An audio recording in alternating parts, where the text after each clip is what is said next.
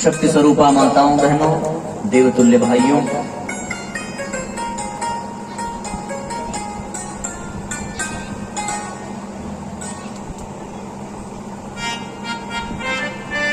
इस विश्व ब्रह्मांड का संचालन उस परम सत्ता के द्वारा ही निरंतर हो रहा है। वह दिव्य सत्ता इस सृष्टि की जन्मदात्री है, इस सृष्टि का संचालन करती है और फिर इस सृष्टि का ही वह प्रलय के माध्यम से विनाश करती है। जी फॉर जनरेटर अर्थात सृजन करने वाला, ओ फॉर ऑपरेटर अर्थात संचालित करने वाला, और डी फॉर डिस्ट्रॉयर अर्थात समाप्त करने वाला। GOD इन्हीं से मिलकर के उस परम सत्ता को परिभाषित किया जाता है।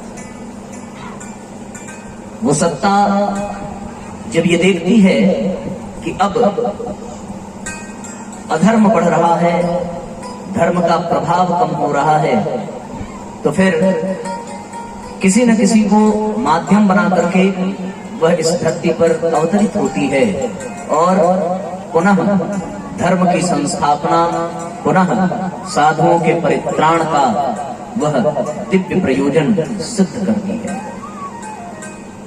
साथियों, एक ऐसे कालखंड में जब 2000 से भी अधिक वर्षों तक हमारा यह राष्ट्र गुलाम रहा, परतंत्र रहा और यहाँ की बहुत सारी परंपराएं, बहुत सारी योजनाएं नष्ट होती चली गई। लोग मन मस्तिष्क से और उनकी आत्मा भी जब परतंत्र होने लगी, तब उस परमात्मा को हस्तक्षेप करना पड़ता है। किसी ने प्रश्न पूछा था कि भगवान का अवतार केवल भारत में ही क्यों होता है, किसी अन्य देश में क्यों नहीं होता? और यह भी सत्य है कि उसका जब जब अवतार होता है तो फिर एक ऐसी स्थिति होती है जब आसुरी शक्तियां अपने चरम पर होती है। तो भगवान का अवतार भी वहां होता है जहां आसुरी शक्तियां अपने चरम पर हों। तो इसका अर्थ यह है कि सबसे अधिक पाप केवल भारत में ही होता है, तभी तो भगवान बार बार भारत में ही जन्म लेते हैं।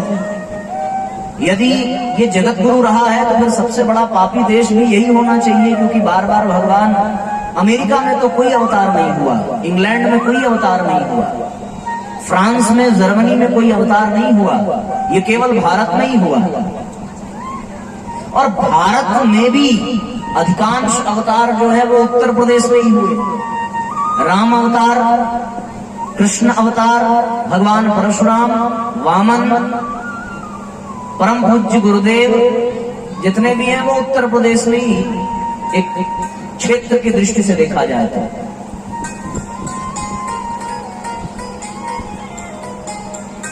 किसी संत ने, किसी विचारक ने बड़ा सुंदर जवाब दिया था उस प्रश्नकर्ता का।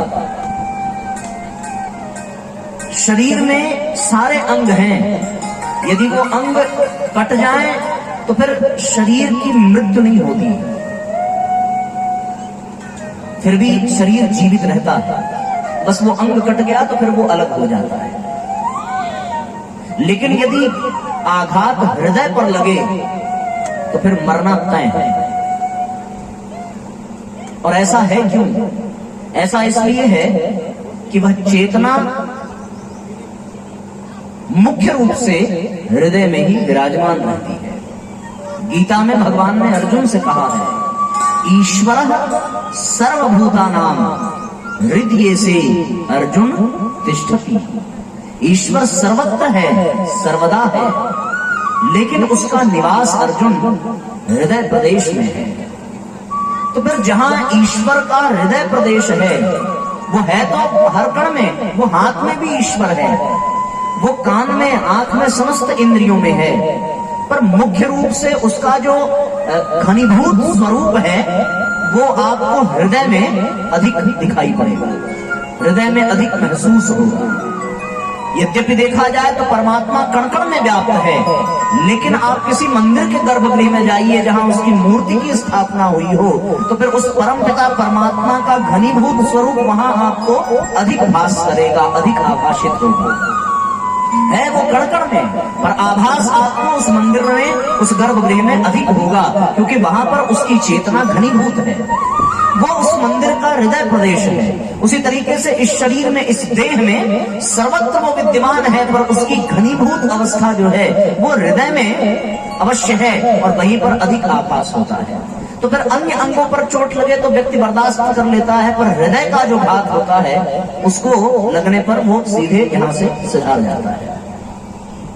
उसी तरीके से उन संत ने ये कहा कि ये पूरी सृष्टि जो है, ये पूरी सृष्टि यदि एक देह है, तो फिर उस देह का जो हृदय है वो कोई और नहीं, हमारा भारत देश है। और परमात्मा सदैव हृदय प्रदेश में ही विद्यमान होता है, वही प्रकट होता है। हम यदि भाव करें, हम ध्यान करें, हम चिंतन करें, तो फिर परमात्मा की उपस्थिति हमारे हृदय में होती है, बुद्धि में नहीं होती। उसकी उपस्थिति हमारे मन में नहीं, हमारे हृदय में होती है, क्योंकि हमारी चेतना हृदय में ही विद्यमान रहती है। आत्मा सर्वत्र है, पर उसका स्थान मुख्य रूप से हमारे हृदय में है।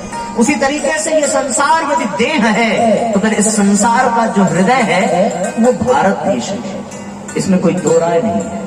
इसलिए परमात्मा बार बार इसी प्रदेश में, बार बार इसी हृदय प्रदेश में अवतरित होता है, और यहाँ अवतरित होकर के न केवल इसी के बारे में, बल्कि वो समूचे विश्व के बारे में सोचता है, और उसके द्वारा किया गया कार्य समूचे विश्व को आंदोलित, आवेशित, उद्वेलित करता है और प्रभावित करता है।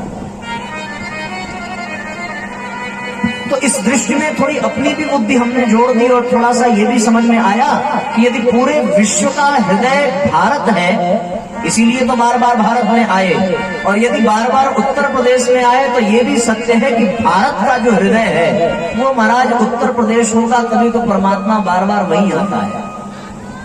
और हम लोग भगवान के हृदय के निवासी हैं, एक ये भाव निकल करके आता है। तो फिर ये देश ऐसे ही जगत गुरु नहीं बन गया। और हर बार की तरीके से इस बार भी परमात्मा इस धरती पर हृदय प्रदेश में ही जन्म लेता है और अपनी योजना को परिपूर्ण करता है, सिद्ध करता है।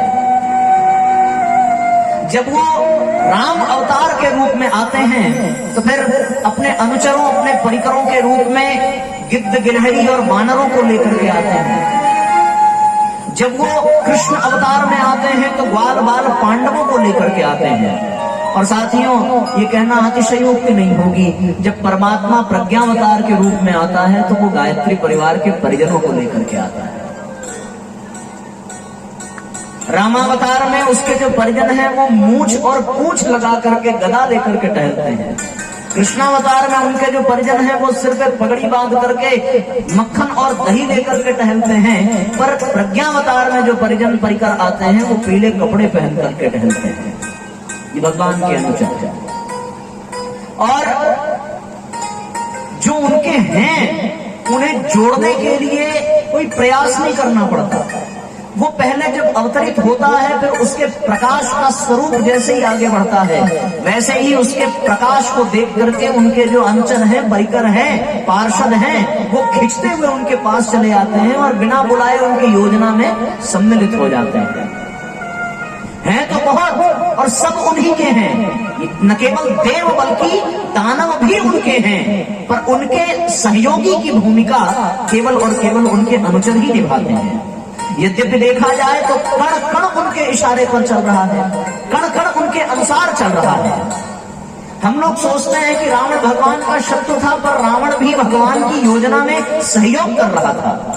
रावण ने भी भगवान शिव से ये कहा, शिव ने समझाया जरूर होगा कि वो मेरा शिष्य है और मेरे आराध्य राम इस धरती पर आए हैं, क्यों उनको परेशान करता है। रावण भी मुस्कुरा करके कहता है कि जब वो अपनी प्रभुता छुपा करके वन वन भटक रहे हैं, तो फिर मैं ये क्यों जताऊं कि मैं उन्हें पहचान रहा हूं। वो अपना परिचय समेट करके इस धरती पर लीला कर रहे हैं, तो मैं उनकी लीला में बाधक क्यों बनूं?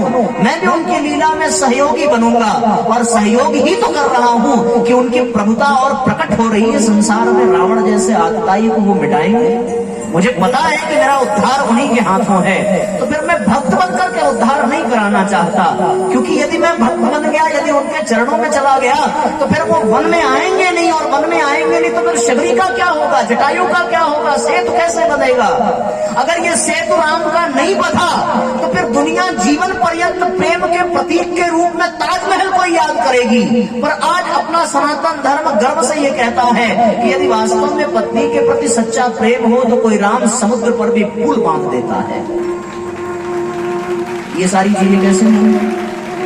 और फिर मैं तो मर जाऊंगा, पर ये अपना जो बड़ा भाई कुंभकर्ण है, इसका उद्धार कैसे होगा? ये रह गया तो दुनिया का उद्धार हो जाएगा, क्योंकि 5-10 मिनट के लिए उठता है तो फिर रावण का, लंका का कोष खाली हो जाता है। फिर इन लोगों का भी तो कल्याण करना है, वो भगवान का सहयोग करता है। तो हम सभी देखते हैं यहाँ पर कण कण परमात्मा के योजना में ही अपनी भूमिका निभा रहा है। कोई श्रद्धा के भाव से तो कोई शत्रुता के भाव से, पर है वो भी प्रिय। न केवल जटायु का उद्धार करेंगे भगवान, बल्कि वो रावण का भी करेंगे, क्योंकि रावण भी भज तो उन्हीं को रहा है, भाव भले शत्रुता का हो, पर उसके चिंतन में राम ही है, इसमें कोई संशय नहीं है। तो फिर गायत्री परिवार से कोई व्यक्ति जुड़ा हो तो फिर वो श्रद्धा से सहयोग करेगा, और नहीं जुड़ा हो तो भी वो सहयोग करेगा, क्योंकि उनको जोड़ने के लिए ही तो इस तरह के कार्यक्रम करने का हमें सौभाग्य मिलता है। यदि वो जुड़ी गए होते तो फिर यहाँ यज्ञ आप किसके लिए करते? यदि वो जुड़ी गए होते तो फिर आप किसके लिए ये प्रवचन की व्यवस्था करते? तो फिर जो जुड़ गए हैं उनसे कहीं अधिक महत्व उनका है जो नहीं जुड़े हैं, क्योंकि उन्हीं के कारण, उन्हीं को निमित्त बना करके इस तरह के कार्यक्रम की योजना बनती है, और तभी तो हम लोगों के इस धरती पर रहने की सार्थकता है।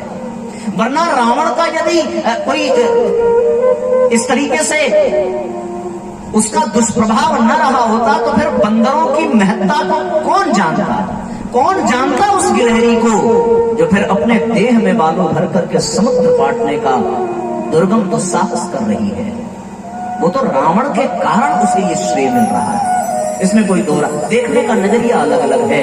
पर एक नजरिया यह भी है कि हम लोग यहाँ अपने लिए नहीं बैठे हैं। अरे अपने लिए तो साहब हम अपने घर के किसी कोठरी में भी उपासना कर लेते, वहां भी यज्ञ कर लेते, पर इस गर्मी में दौड़ करके टेंट लगाना, टाट बिछाना, यज्ञशाला सजाना, जगह जगह निमंत्रण देना, रसीद कटाना, क्या क्या करना और क्या क्या कराना, किसके कारण? उनके कारण जो नहीं जुड़े हैं। तो फिर आपसे कहीं अधिक महत्व आज इस व्यासपीठ के लिए उनका है जो नहीं जुड़े हैं।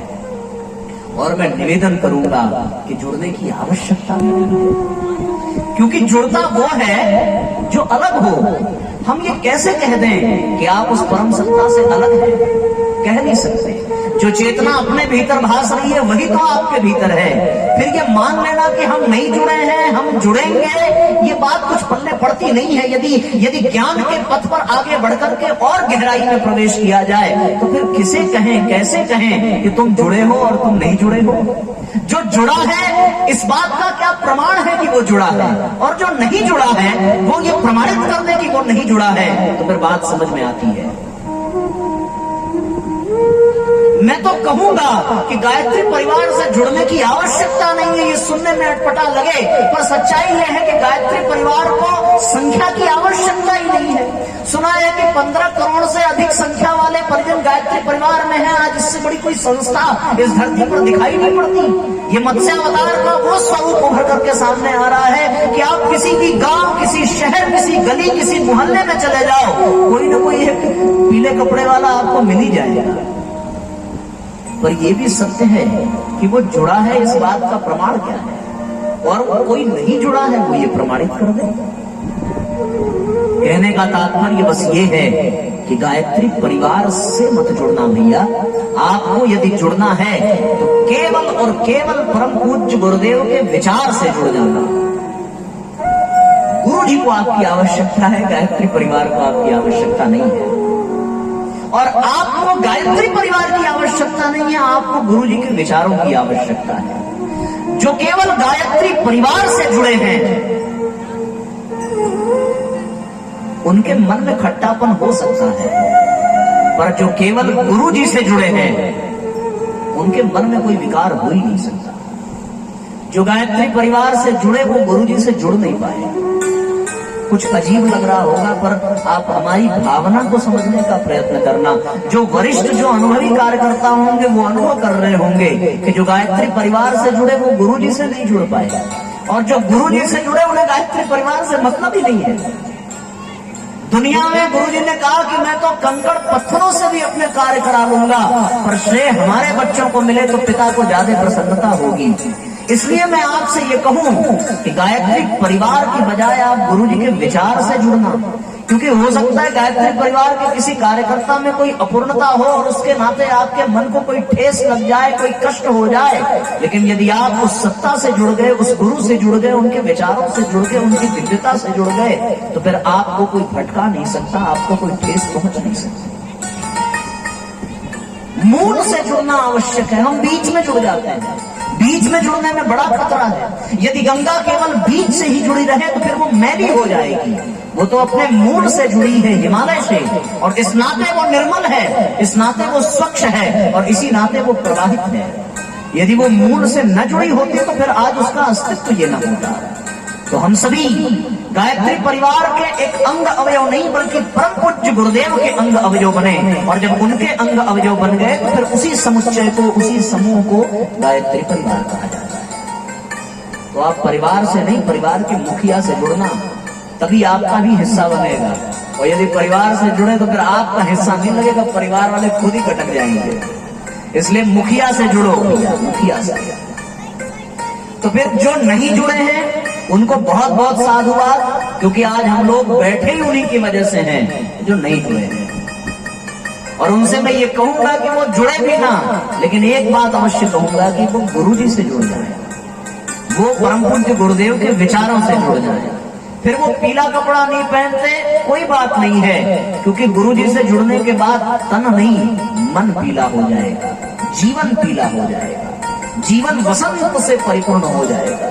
उनके जीवन में फिर वासंती के पुष्प पीले पीले खिलने लगेंगे, और फिर उनका अंग अंग पीत वस्त्र में रंग जाएगा। इसलिए हम गायत्री परिवार और परम पूज्य गुरुदेव के विचार और गुरुदेव के सिद्धांत और गुरुदेव के आदर्श और गुरुदेव की योजना से हम जुड़े। क्या कोई ये कह सकता है कि रावण राम की योजना से नहीं जुड़ा था? विचार करके देखो, मेरे तो बात नहीं समझ में आता। मुझे लगता है कि सुग्रीव से अधिक सहयोग रावण का था। मुझे लगता है कि हिरण्यकश्यप आदि अति सहयोगी थे, जो प्रहलाद से कहीं अधिक श्रेय उनको मिलना चाहिए। प्रहलाद का बाप, प्रहलाद का भी जो बाप है, प्रहलाद जो भगवान को धरती पर लाने में सक्षम है, उसका भी बाप हिरण्यकश्यप, क्या उसका सहयोग नहीं है? उसका अधिक सहयोग है।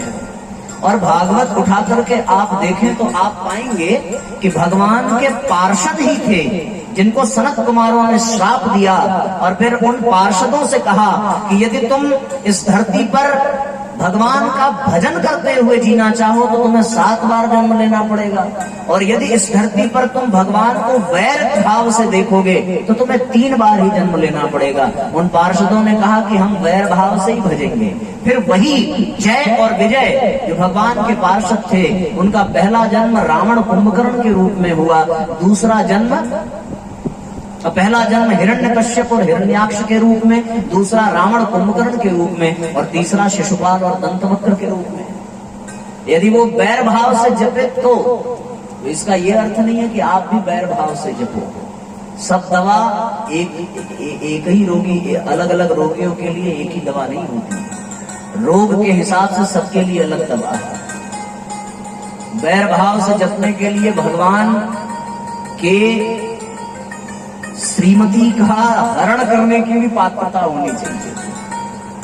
तो फिर सुग्रीव से कहीं अधिक भगवान की योजना में सहयोग रावण का मिला। भगवान रावण के भी ऋणी हैं। चलो भाई अच्छा हुआ तुमने ये सब किया, वरना वरना वरना फिर कैसे अहिल्या का उद्धार न करता, कैसे केवट को तृप्त करता, कैसे शबरी का उद्धार करता।